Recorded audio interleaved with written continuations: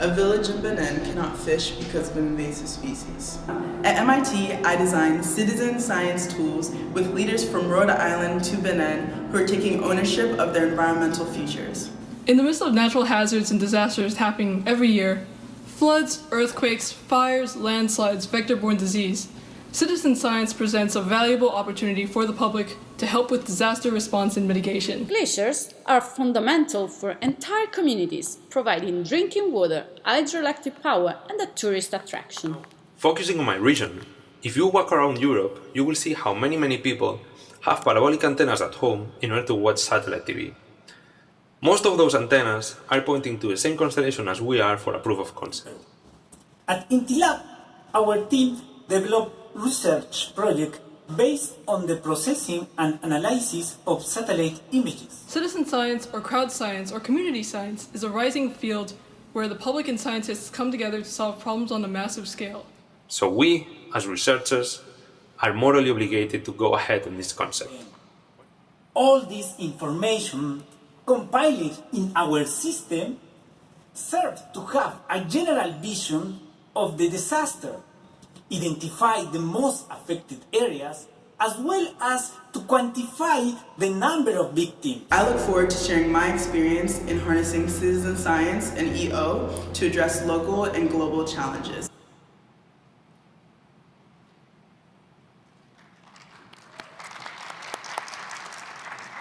Good morning. My name is Dr. Minu Ratnasbapathi, and I'm joined here at the podium with Kat Robertson.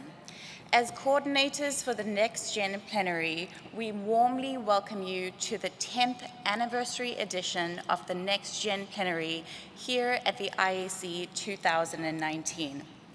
In line with the IAC's theme for 2019, the power of the past, the promise of the future, the Next Generation Plenary emphasizes the role of the next generation of space professionals in our industry. Over the past 10 years, the students and young professionals who were once panelists on the stage have gone on to make a prominent impact in our industry, using this as a platform and as a stepping stone in their respective career trajectories. The Next Generation Plenary is a joint venture of the IAF Workforce Development Young Professionals Program and the IAF Space Education and Outreach Committee and the Subcommittee on the Global Earth Observation System of Systems, along with the Space Generation Advisory Council. We would like to especially thank the members of the Next Generation Plenary Steering Committee for their hard work and dedication to helping organizing this event and highlighting the achievements of the next generation. We'd also like to acknowledge Carol Carnett and Scott Madry for working with the panelists during the course of the year to prepare them for today. Our moderators for today's event are Kristen Wagner of the GLOBE program and Masami Onoda of JAXA, whom we would also like to thank and to whom we will now ask to introduce our first panelist. Thank you so much.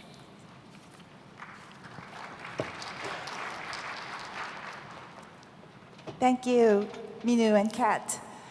What a great pleasure and honor to be here to moderate this stellar panel of young professionals and students. Let's give them a first applause now. I'm so happy to be here with them. The widespread adoption of mobile devices and social media platforms, coupled with the development of low-cost sensors, has made it easier for the public to contribute to and engage in scientific research and monitoring. This collaborative exchange with the scientific community, in which members of the public actively join the co-creation of new scientific knowledge, is known as citizen science. The Next Generation Plenary panelists will share their ideas and work in innovatively incorporating crowdsourcing and citizen science into traditional workflows for the future of Earth observation.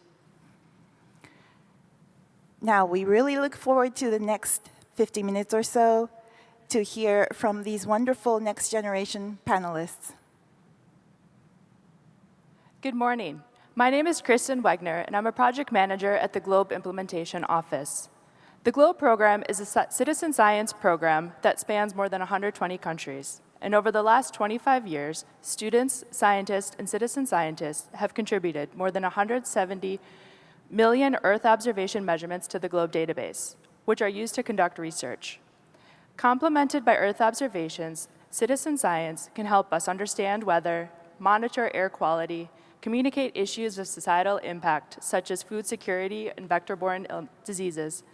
And through my experience with GLOBE, I've seen the power that citizen science can contribute to our understanding of local environments and global systems. I've also seen the potential that the youth have for contributing to research and creating a positive impact. And so, as we reflect on this year's theme of Power of the Past and Promise of the Future, I'm excited to welcome 5 incredible panelists that were selected through a highly competitive process, and today will share their experiences harnessing citizen science. Each of our speakers will give a 5-minute presentation, followed by questions and reflections, and then we'll have a group question and answer. I encourage you to submit your questions via the Slido app, and we will respond to the questions in the Q&A at the end of the session. So I'd like to first welcome our first panelist, Woma Ovenmeda, a graduate student at MIT Media Lab and the Space-Enabled Research Group in the United States. She researches how to design and evaluate Earth observations to support equitable environmental ecosystems in West Africa. Welcome.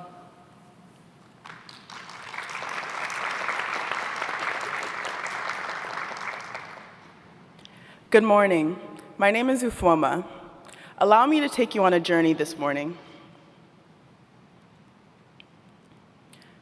Imagine that you're in Benin, a country in West Africa. You live on the southern coast on Lake Nokwe. At 20 kilometers, it is the largest freshwater lake in the country. Every week, you must travel across the lake to sell homemade goods to make a living for your family. One day, you gather your boat supplies and recruit one of your children to come with you. As you travel across the lake, your child works to clear this thick green plant from the root. But the process is labor-intensive and slow. You arrive at the market after what was supposed to be a 30-minute trip ended up taking 3 hours due to the severe water blockage from the plant. The market is already dying down, and you're not able to sell enough goods for the day. You return home empty-handed. I want to introduce you to the concept of ecosystem services. Ecosystem services are the indirect and direct contributions of ecosystems to human well-being. Lake Nokwe is a vital source of ecosystem services, such as transportation, fishing, and irrigation for an estimated 40,000 people that border the lake. All of these services are threatened by the proliferation of an invasive plant species known as the water hyacinth. It grows in these dense plants that clogs transportation networks, irrigation canals, and suffocates and deoxygenates the water, suffocating fish and destabilizing those who depend on fishing for a living. In 1 year, damages associated with the water hyacinth were estimated at $84 million US. Over a year ago, the Space-Enabled Research Group at MIT began a collaboration with Greenkeeper Africa, an enterprise located in Benin that works with the local community to harvest the water hyacinth and transform it into a product that's good at absorbing oil-based pollution. Our objective in the collaboration is to create a locally operated monitoring and forecasting tool for environmental characteristics over Lake Nokwe. To address this, we're using satellite data, drones, and water quality sensing. In the satellite data analysis portion, I'm using Landsat 5, 7, 8, and Sentinel-2 optical imagery combined with graphical indicators and machine learning to estimate the surface area cover of the water hyacinth over Lake Nokwe from 1985 to present. This analysis helps us to understand how this problem has changed and gotten worse over time. I'm also using Sentinel-1, which is synthetic aperture radar data, to estimate the development of a human practice called a kaja, as seen in the upper right image. Akaja refers to the practice of building these wooden structures enclosed with netting that act as nurseries for fish to grow safely away from the water hyacinth. We're interested in monitoring this practice because while the Akaja practice is an innovative technique for the fishing industry, it actually contributes more nutrients to the lake that may drive more growth of the water hyacinth. Come to my technical presentation tomorrow to hear more details about these steps. In August, I practiced collecting high-resolution drone imagery in Benin, which is a key part of validating our satellite data classification techniques to create this tool. On the right, you can see an aerial image of the Akaja structures that I was referencing. We plan to share this technical capacity with our collaborators so that it can be locally operated. The final aspect of this method that's key to creating a monitoring and prediction tool of the water hyacinth is obtaining water quality parameters. Traditional methods of water quality sensing require these large-scale procedures that are time-intensive, expensive, and have low temporal resolution as they're not easily repeatable. In our project, we have sought to design a kit that is low cost, can be locally operated by non-expert users, and locally manufacturable. We are sensing salinity, temperature, and dissolved oxygen. The kit uses a microcontroller to transmit the data over a cellular network, and we are also using a solar panel to make it renewable. The plan is to integrate these sensor parameters into an online tool combined with the satellite data and the drone imagery to create a prediction tool for Greenkeeper Africa. But without our citizen science efforts to design a low-cost kit that can be used by the community members and engage Greenkeeper Africa in the design and operation of the kit, we could not create this data-rich tool of this critical environmental information. Many people live on Lake Nokwe and depend on it for their livelihoods. We hope that with this tool, private users like Greenkeeper Africa can improve their business practices of harvesting the water hyacinth. Government users responsible for ecosystem management can use this, or community members who simply want to understand how the Akaja practice can be performed in a way that's sustainable for the ecosystem and everyone who lives there. We hope that with this tool, people will not return home empty-handed.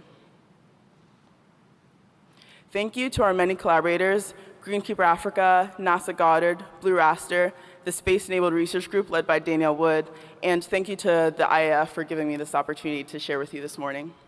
Thank you.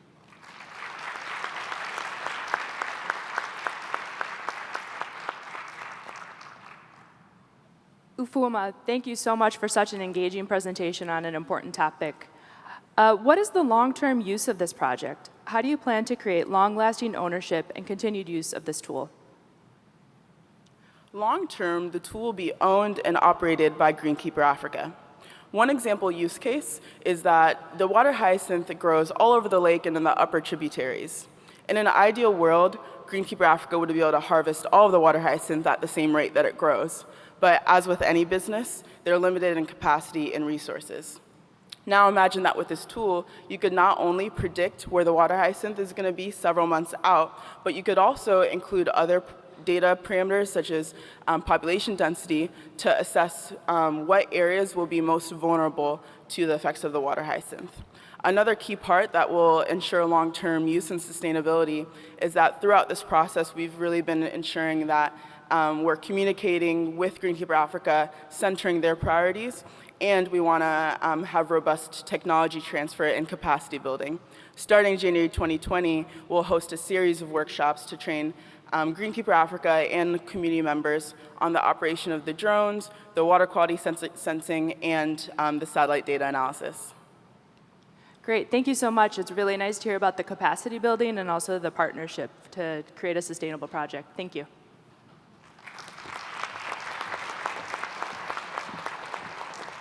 I'd now like to introduce Jorge Nicolas Alvarez, who is currently a PhD student at ComSense Lab at the Polytechnic University of Catalunya, Spain. His research is focused on the concept of Geostar, geosynchronous synthetic aperture radar, which takes place in the context of G-Class, a space mission recently selected by ESA to compete as the 10th Earth Explorer. Thank you very much for the introduction. I am very excited to be here, actually. So, there is no denying the fact that current synthetic aperture radars at low Earth orbit, or Geostar, perform very, very well. Still, they present a main limitation regarding the revisit time of several days or even weeks. At most, Geostar can only provide an image of the same area of the planet per week. To mitigate this limitation, the Geostar concept consists of placing a synthetic aperture radar payload at geostationary Earth orbit. In that way, it will be able to provide permanent illumination over wide areas of the planet. And we are already working on a Geostar mission. The European Space Agency has selected G-Class and then renamed it as Hydroterra to compete as the 10th Earth Explorer. Hydroterra will help scientists unravel the details of the daily water cycle. In that way, in the event of a natural disaster, they will be able to predict the development of floods so that emergency services will be able to safely evacuate the citizens before the water rise. So the lives of people sadly experiencing a natural disaster in the future depend on this. So we must go ahead on this concept. Geostar presents a main challenge. It requires unprecedented orbit determination precision. And we have to demonstrate that we can achieve this precision before putting any spacecraft into orbit. That's why we are tracking current telecommunication satellites already operating at GEO and using them as illuminators of opportunity. Since we are located in Spain, we are targeting Astra 19.2 constellation, which provides permanent satellite TV coverage over Europe. An interferometry is a promising technique for this goal. An interferometer consists of pairs of antennas which receive the satellite microwaves, and the relative phases measured between them are used to point to the satellite direction and retrieve its orbit. Interferometric measurements get better and more accurate as the separation between antennas, or baseline, gets longer.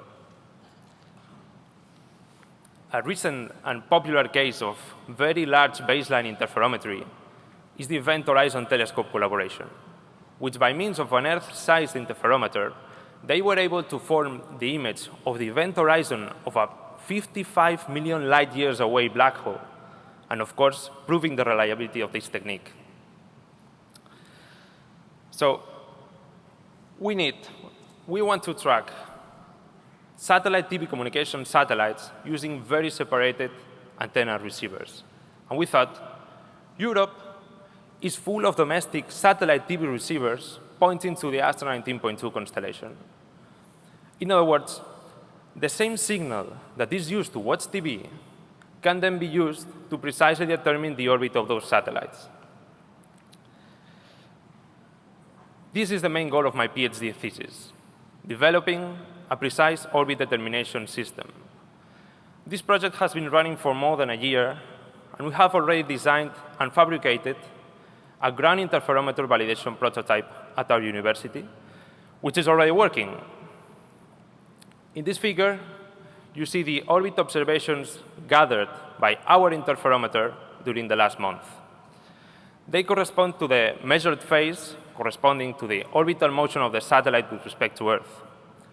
We see a short-term 24-hour cycle corresponding to the daily elliptical movement of the satellite with respect to Earth, and a long-term 2-week cycle corresponding to the natural orbital drift of the satellite towards the east, and subsequent orbital maintenance maneuver towards the west.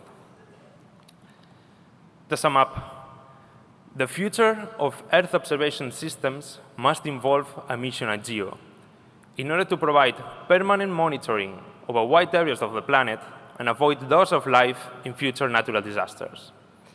Feel absolutely free to contact me by email, Twitter, or asking me for a business card during the Congress. Thank you very much.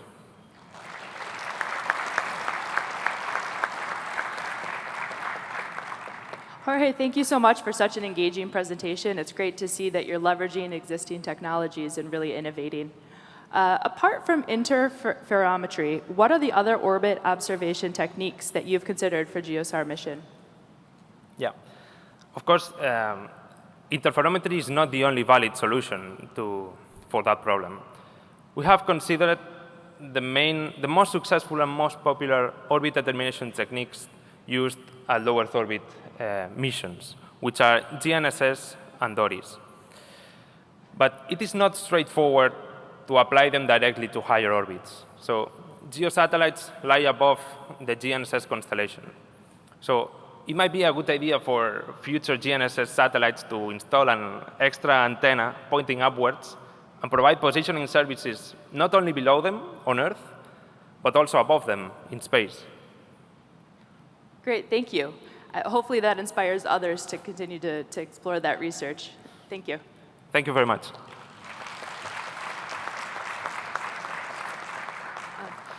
I encourage everybody to continue to ask questions in the Slido app, and there are some questions on there too, so please vote for some so we can see what the most popular questions are for the Q&A session. Thank you.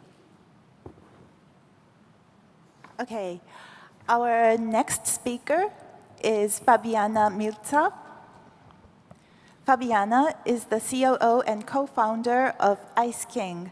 She is passionate about scientific outreach and communication and created a network of hundreds of mountain guides and is responsible for growing and managing Ice King online community. How interesting. So, Fabiana, please. Good morning, everyone, and thank you, Masami, for your kind introduction. The Earth at the moment has one big problem: global warming and the consequent climate change. According to many scientific institutions, glaciers are one of the most reliable indicators of climate change. The glacier's average mass has decreased for a total of 25 years in a row.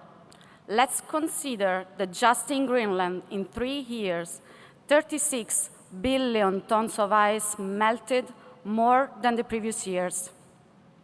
The heat wave that last summer hit Europe resulted in that only in July, Greenland lost 160 billion tons of ice.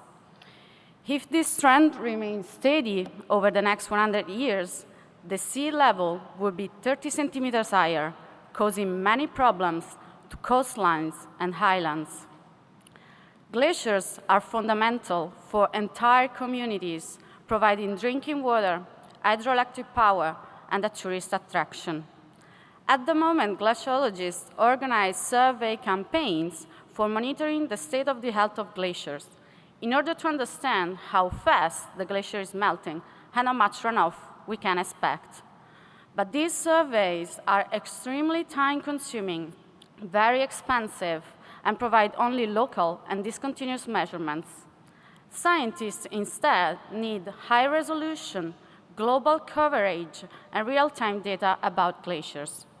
Remote sensing images and constellation of satellites provide global coverage and almost real-time data. But the satellite data solution still misses the high-resolution aspect. The way to obtain this resolution is through photos taken in-situ that can be used to validate and match remote sensing images, adding precision and resolution to the models. So, how do we obtain all these images without costly campaigns? The answer is to involve the tourists who are flocking to glacier sites each year. That's why we developed Ice King, an app for sustainable tourism on glaciers that will also be used to crowdsource images from the tourists. Our mission is to unite the power of community and space technology, producing valuable data on resource utilization and distribution to protect planet Earth. Glaciers are becoming an increasingly popular travel destination, with around 10 million people taking a glacier trip each year. Those are the potential pool for our app, exactly the people we are catering to. We want to help our users organizing a sustainable trip, helping them in every single detail: the accommodation, the to-do list, the equipment needed, a certified portfolio of guides and Sherpas. But in exchange, we will ask them to upload georeferenced photos they took during their trips. They can select an area of the world, choose a glacier, and learn about it, and then they can either take a picture or upload a picture from their camera roll. So we can create a database full of these images that will be accessible to scientists globally for free. We strongly believe that tourists in this way can increment their understanding of the impact of their touristic activity. Our project will enable us to create a virtuous circle between sustainable tourism and scientific research, where the crowdsourced photos from tourists will be accessible to the scientific community, but tourists will also have access to infographics obtained from satellite data, so they can become more and more aware of the impacts that climate change might have on this fragile ecosystem. We strongly believe that the combination of the so-called traditional science and citizen science will draw people towards sustainable practices in general in their lives. We provide a 360 degrees adventure: become responsible tourists, help scientists, save glaciers. Thank you for your attention. Feel free to reach me at the end of the plenary or via email, and don't forget to download the app.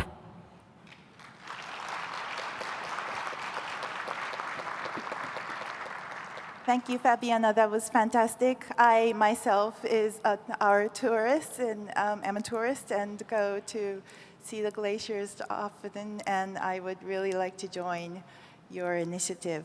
So, yes, so question for Fabiana. What is sustainable tourism in your view, and how can citizen science contribute positively to this? Okay. The tourism industry is one of the fastest growing industries in the world. According to the United Nations World Tourism Organization, each year 1.2 billion of people cross international borders for traveling. But you know what? The typical tourist profile is profoundly changing. People are getting more and more aware of the impacts that each personal choice has on the planet, not only in their daily life, but also when they're traveling. Sustainable tourism is still a small share of the total tourism industry. It accounts for 2%, but it's exponentially growing.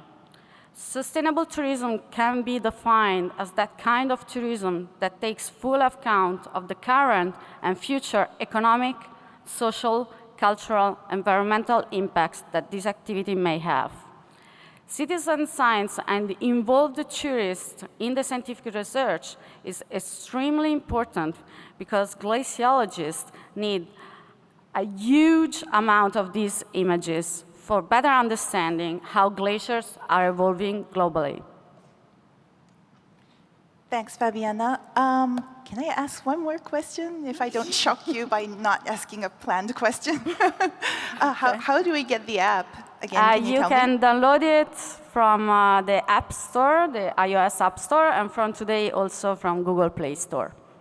Okay, wonderful. Thanks, Fabiana.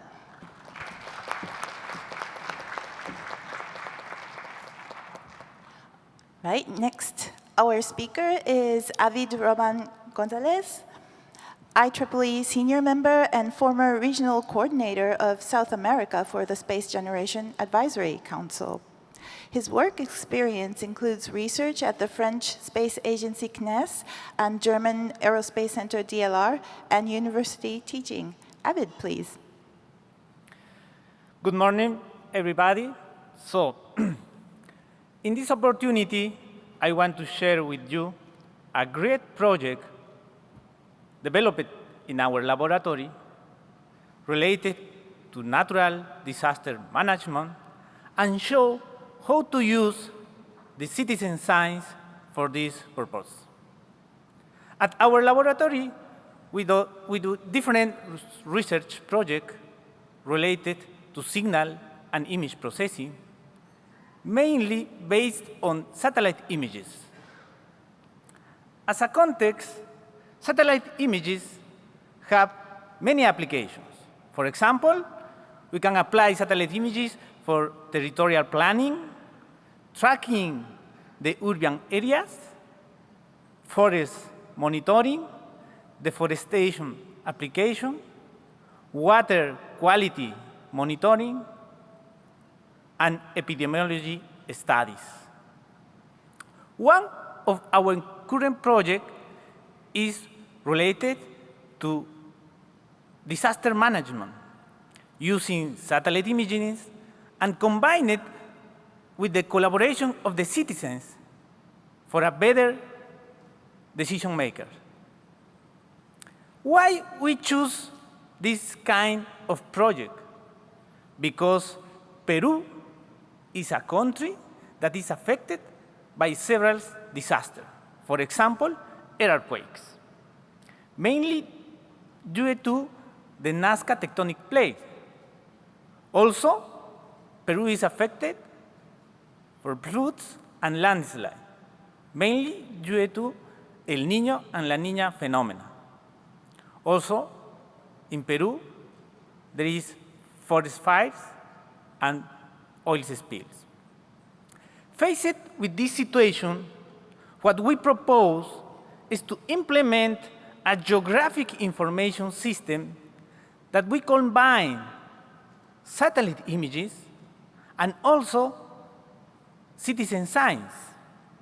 So, the idea is that after a disaster, all families and individuals that are affected with the disaster can send or report pictures using their cell phone, reporting what is happening in the area. All this information will fit our geographic information system and will contain also the position of this information obtained from the GPS of the mobile devices. All this information provided by the citizens will be combined with also satellite images and the parameters that we can obtain from them. All this information compiled in our geographic information system will serve to give a general vision of the area, to identify the most affected areas by the disaster, to identify the type of help that will be provided, and also to identify by which route it can provide it, because when a disaster happens, also mainly road is affected. So the idea is to use this system as a great tool for helping decision makers. This system is a great help for decision makers, and not is only for Peru, but also it can be replicated in each of your countries. So download the trial version and try it now. Thank you very much. Thank you, Abid. Yes, it's very important to complement the Earth observation data and information, particularly for applications like health, that a lot of the epidemiology and everything occur on ground. And so I think your initiative is very important.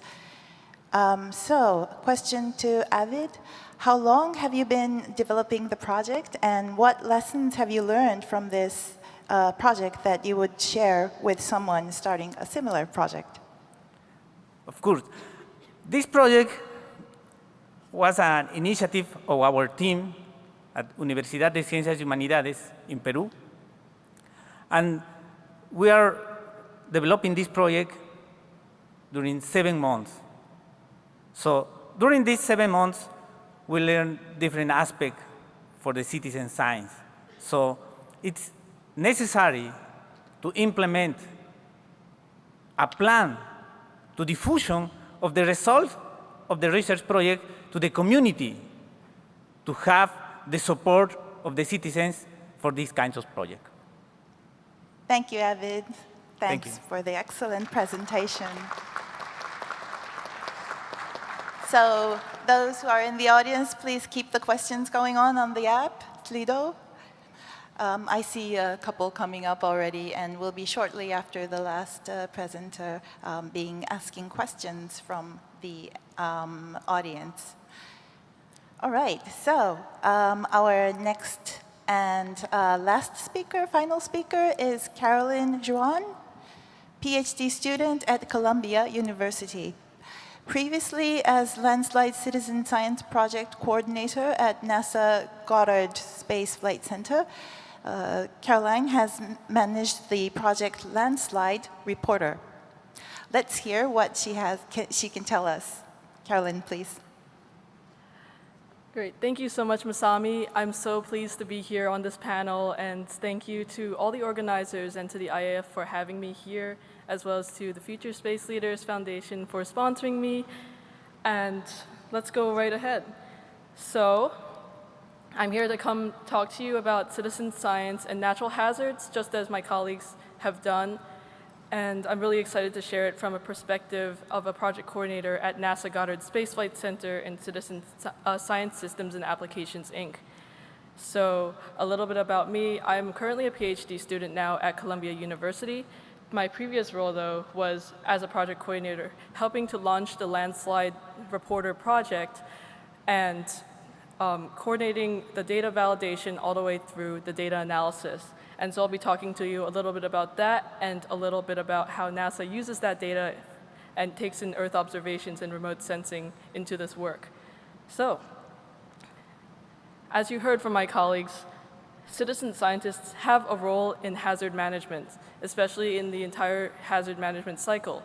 In the post-hazard phase, where after a hazard has happened, seen in the green, unfortunately my slide is a little bit damaged. I don't know what happened, but citizen scientists can play a role in both the data collection of hazards itself, as well as in mapping where hazards and damages are located. And in the pre-hazard phase, after the damage has occurred, and as organizations like government agencies or first responders are recovering from an incident, their citizen scientists can play a role in the validation of remote sensing data or in hazard monitoring using low-cost sensors. And so I'll be talking to you a little bit about that post-hazard phase after a landslide has occurred with my project Landslide Reporter. So Landslide Reporter is a new citizen science initiative. It was launched in March 2018, and the purpose of it is to collect data from around the world, from the public, from anywhere in the world, about landslides that have happened, and citizen scientists can report information about where the landslides have happened, what date landslides have happened, information about the causes, and then the information about damages, and also include a photo. And so you can see a screenshot of the app on the right side there, or on the left side of the screen. And this data is ultimately important because landslides are a phenomenon that certain areas might not know about, but landslides do happen around the world daily, causing thousands of fatalities as well as hundreds of millions of dollars in damages. And on the right, you can see some of my outreach initiatives with this project. And as project coordinator, it's been a real pleasure working with the NASA Landslides team in Greenbelt, Maryland on this. And the important results of this project actually over the past 13 months, so the first year, was that we had a great success with this project, collecting over 162 new landslide points to augment a global database. And so, as you can see on the map, the new landslide points that were collected with citizen scientists occur in the red points, and the blue points is the global landslide database that NASA has been collecting for the past 12 years. And so the importance of this work is that this citizen science data is is really reaching out to new audiences, reaching out to new data sources to get more information about where and when landslides happen. And these 162 new landslides from 40 citizen scientists globally are all brand new landslides. These are not landslides that have already been in the database, and that really shows the importance of how citizen science is able to reach new heights and ultimately help improve NASA's modeling efforts. And so at NASA, our landslides team has been developing the landslide hazard assessment for situational awareness, or LHASA model, and this data is trying to predict a nowcast of where and when landslides happen in near real time. So the red is the likelihood of landslides, is the highest likelihood of landslides, and the yellow is a moderate likelihood of landslides. And this data comes from information about slope, geology, and lithology, forest cover, and roads, and precipitation data from the Global Precipitation Measurement Mission. And that data, to know whether this model is working or not, all that data is ultimately validated by the NASA Global Landslide Catalog and the additional new landslide data that's been given by citizen scientists. And so landslides and other hazards can be supported, as you can see from my colleagues, by citizen science around the world. And I'm really excited to see where this field goes in the future, and am glad to be a part of this community. So if you have any questions or you want to know more about the project or the NASA landslides work, then please feel free to reach out via my Twitter or reach out via email or see me after the plenary. And thank you so much for having me, and thank you to you all for being here. Thanks so much, Carolyn. Yeah, I also loved it that you use GPM, the Global Precipitation Measurement. That's a joint mission between NASA and JAXA, so I was really happy to see that. Thanks. All right. So question to Carolyn. How would you characterize the people who are submitting to Landslide Reporter? Who is interested in getting involved with landslide citizen science? And who do you wish would get involved in your project? So that's a great question, and that's something I covered in my paper. So it was really cool to see that citizen scientists are actually such a broad and diverse audience. So we've gotten people who have no experience with landslides, yet are super interested in contributing from where they're located by submitting landslides from newspaper articles that they find around the world. So one of our landslide citizen scientists was a super user. So they submitted 60 new landslides, and just by looking at news articles in German and translating them into English to submit to our database. And so it's really cool to see anyone from on the expertise side, where landslide experts want to use the data, so they contribute their own data, to people, citizen scientists, who are just super motivated to get involved with helping NASA and helping the scientific community. So it's a large range, and in terms of people who we want to see, it would be really great to see more international people, more international citizen scientists contributing, and in order to reach out to them, I think it would be important for this project to continue being translated into other languages so that we can increase the diversity and increase the globalness of this global project. Okay, thank you, Carolyn, and good luck for your PhD. Thanks so much. Okay, handing over to Kristen now. Thank you so much. What fantastic presentations. It was great to hear about all these different technologies and innovations, and I really appreciated all the different presentations. The first question that we have is related to engaging citizens. So many of you spoke about engaging communities and also engaging people on the ground and within countries and communities. So I'd like to hear first from Jorge. Yeah. The question is, what barriers have you come across when engaging citizens in your project, and how do we overcome these barriers? Yeah. So the main challenge when engaging citizens is trying to convince them how space technology and how investment in space exploration is actually beneficial for our society. And that's when it comes the space education and space outreach to help them so to convince them that space is actually beneficial for society and they can also be beneficial for space exploration with their collaboration. So what kind of outreach efforts have you carried out? Personally, I do it in my hometown community in Spanish, actually. I try to go to schools and high schools to talk about space and how these, mainly teenagers, are very interested in learning about space, because it's not a common thing that education is performed regarding space topics. So that's what I do mainly. That's great. I love hearing that the next generation is already focused on engaging the next generation. Fabiana? In my experience, we found out that it was really difficult to tackle directly the tourists. So we started tackling the glacier guides. So I personally stalked hundreds of mountain guides in Europe, mainly. Yeah, so that's the way we entered the market. And then how did you reach out to them? Unfortunately for them, they have their mobile numbers and emails on the internet. That's a very good But then I asked for permission after the GDPR entered in Europe.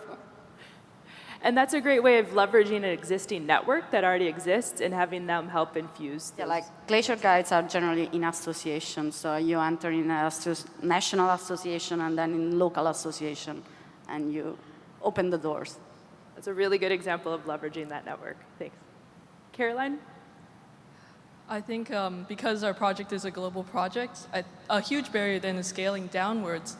So I think this same idea of like leveraging existing networks is something that landslide reporters should definitely improve on, as well as making sure that the application is available in multiple languages across.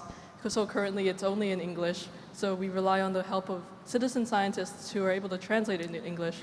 But I think an important step is making it more global in that way. That's a great example of actually crowdsourcing the translation of the resources, too. And I want to add actually that we actually have made steps to crowdsource translations. So right now there are translations in, I believe, 9 languages for some of the how-to information on how to submit a landslide on the website. And so I'm very excited that people were able to come together to help improve the project. And I'm sure if somebody here wants to help with the translation, they can contact you too, right? Yes. Great, thanks. The next question is for Woma. So in relation to the cost of the water testing kits, how much do they cost? And then how will local communities pay for them and then learn how to use them? Yeah, that's a great question. So currently the prototype that we're working with is estimated around $300 in comparison to commercial water quality sensing kits, which are around $1,500 to $2,500. This is already a dramatic improvement, and I also see a lot of opportunities to continue reducing the cost in terms of the sensors and materials that we're using. In terms of who will pay for it, Greenkeeper Africa is really interested in this project and the ability for the benefits of this tool to contribute towards their business operations. So they will likely be purchasing the cost, but there's also a lot of interest from the government and the remote sensing agency, Senatel, for this tool to contribute towards their overall goals of environmental management. And so ideally, the community members who will benefit from it won't actually be fronting the cost. Thanks. That's really nice to hear that you're working with direct partners within the country and also looking at multiple different levels of partnerships, too. That's a really good model. The next question is for Avid. And so, where did that go? What's next for you? What excites you now in the space industry? And also, what exciting things do you see within the space entrepreneurship? It's okay. So I come from the academy. So I am professor at the university. And so the next for me is to develop more research projects in our laboratory. So also using satellite images, not only for this kind of application of natural disaster, but also for other applications. As I told you, satellite images have many applications. And the important thing for us is that Peru now has in orbit an Earth observation satellite, so the PeruSat-1. This satellite gives us 300 images per day, so the idea is to use all of them. Great, thanks. Thank you. That's really good to hear. The next question is about data validity and accuracy. There are a few different questions within the Slido app related to that. So I'm first going to turn it over to Caroline, because you mentioned that you did that as part of your job. So can you talk a little bit about how people can help, or how Goddard perhaps is using validity and accurate to making sure that the data is accurate? Yeah, so it's actually like data quality, data consistency, data validity is a huge part of citizen science ongoing discussions, and I think it's always an issue across every single field. Specifically, for my research, I was actually looking at a few different citizen science landslide projects to see like what they were doing, and I think something for landslide research, for hazard research, is that it's pretty top-down. So for us in our lab, we've been developing this global landslide catalog over 12 years, and so that were the blue points that you've seen in my presentation. So the requirements of what goes into that catalog were defined back then, because those are the measurements that can be used for our global, for our landslide hazard assessment for situational awareness model. And so because those requirements are already defined, because there's a scientific goal in mind, that makes it possible to try to collect the same measurements and the same data points of data fields for the citizen science project. And so that's what many other landslide projects are doing, is that the goals are defined top-down, and that way the scientific requirements can always be fulfilled. But I think moving forward, the challenge with that is that when for the landslide reporter project, the data is open and available, so any other scientist or organization can use it, but they have different scientific requirements. So I think that will be something that still has to be discussed moving forward. Great, thank you. The next question is about connectivity. And so a few of you might be able to jump in, but the question is, what do we do when the technology depends on cell phones, where it might be in a place where there's hazards and you might not have access to cell phone connectivity, or perhaps in the mountains when you're in glaciers? So how does that work with the technology? For us, we don't deal with hazards, but generally you don't have internet connection on glaciers. But the important thing is that you have the GPS on, then you can upload the picture when you're back home or when you are at the hotel. That's it.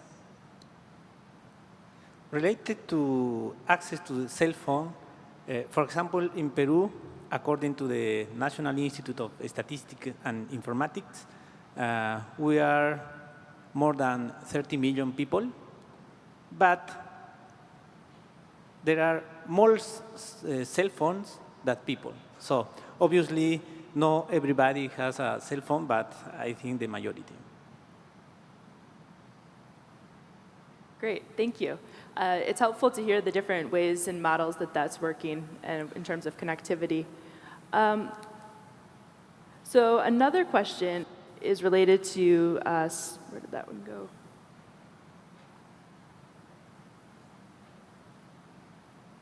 To STEM work. So to each of you, what do you enjoy about STEM, and what are some of the more exciting things that are coming up in the future, and why should we encourage the future generation to continue to pursue STEM studies? Well, I am, so regarding STEM, I am a space enthusiast, of course, of being here. And absolutely, new generations are the ones that are going forward space in that sense. So that's what excites me the most. As I said before, talking to young people, talking to how they are interested in space, on how if a black hole is like a galactic vacuum thing and it's going to eat us. So answer all those kind of questions. It's what really excites me about reaching to them, about how they are interested, and how they are going to be the next generation pulling forward in space technology in this case. Yeah, I want to say that I think STEM outreach is so important, and it's really how, like, good role models was how I got into the STEM field, got into earth sciences, and then now into my first year at my PhD at Columbia University. And it wouldn't have been without those role models that I would have been interested in any of this. So, like, right now I'm actively volunteering for multiple organizations, for Space Generation Advisory Council, for the Brooke Owens Fellowship, and for the Harvard Club of Long Island, and just trying to make sure that like science, engineering, technology, mathematics continues forward, because STEM is really the driver, especially in the space industry, for how we're moving forward with collecting Earth observations, exploring other universes, exploring other planets. So I'm really excited to see where that goes. For me personally, STEM outreach is very, very important to me. I felt like growing up I actually didn't have a lot of role models of engineers near me or mentors, and I was just lucky that I was in a family that was very supportive of me pursuing engineering, even though I didn't see a lot of representation of people who looked like me. And so throughout my undergraduate career and now as well, I spent a lot of time designing workshops for K through 12 students in the community to teach things like 3D printing, laser cutting, and mechanical design. I'm a mechanical engineer by background. And yeah, just seeing the looks on kids' faces when they're empowered with new skills is amazing and a critical part of creating a more diverse workforce in the future. And what excites me about the space industry is specifically the ability to empower communities that previously may not have had power in creating sustainable futures in their communities. For example, Earth observation, obviously, as we've demonstrated here, how harnessing Earth observation combined with community engagement can improve human decision-making to create more sustainable futures. All right, so as our panel is nearing the closing, we would just like to thank you all for being here. And probably it's like Thursday now, morning, 4th day of IAC, still standing. I'm getting a bit emotional. And I'm so proud of all our panelists to have gone through the selection and done all their practice for, 7 months. And I think this is really outstanding, and we are really looking forward to your future. We learned so much from each of you, and this has been very timely as citizen science plays an increasingly important role in enhancing science. This has been the 10th anniversary edition of the Next Generation Plenary, and we are looking forward to hearing even more about the future of space and Earth observation, application, and science from the next generation in the coming years. Again, a huge thanks to the panelists. They did a fantastic job today. It was great to hear about the different technologies and all of their research, but also the huge impact that they're making in the communities that they're working. And it was nice to hear about the role of mentorship, both in guiding and inspiring each of these panelists, but also what they're also giving back to communities and engaging in education and outreach. And so I really appreciate all of the words and experiences that they shared today. So a huge thanks to Manu and Kat for coordinating this panel. It was, again, a huge competitive process, and we're really pleased with the panelists today. I invite you to speak with them after the session if you'd like, and also go to their talks throughout the rest of the 2 days throughout the IAC. And so a huge thank you.